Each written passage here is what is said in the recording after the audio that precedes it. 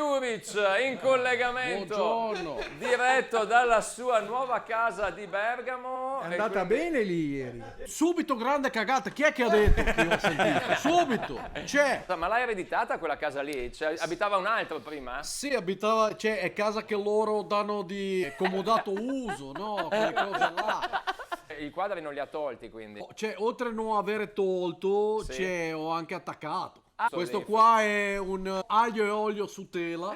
Aglio e olio su tela. Olio su tela. meraviglia. Non oso immaginare neanche il profumo di santità, ecco, che emana anche bravo, quella tradizione, perché anche giovane rimane a terra. Sì, Pestone, dai, dovrebbe essere Pestone di Carlos Augusto. Peston food. No, Step on foot, no, Peston foot.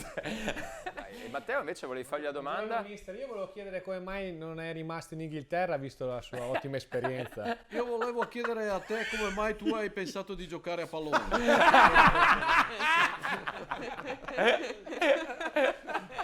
Tu hai detto grande cagata. No, cioè, ma io no, di no, questa- non faccia io non così. io non vuole parlare, non voglio entrare, quelle cose là. Cioè, pota, c'è solo lavoro da fare, parole contano zero. Ellas che si Dai! distende. in Bravo! contropiede. Cartellino Espulsione, rosso. era ultimo Deve uomo! esserci il cartellino rosso qui perché Giovane aveva Era anticipato ultimo uomo. Bissek, ultimo Giallo! uomo. Mamma! Se fosse successo di parti invertite, sarebbe già in spogliatoio a farsi doccia con Boiler che deve fare acqua calda. Scommettiamo sui minuti di recupero? Quanti? 5. 18, 20, 22. Se era Cremonese erano 3, Maco Inter è 5, forse anche Minimo. 6. Di quei punti lì 6 erano dovuti a 2 botte di culo. Sì, va bene, grazie.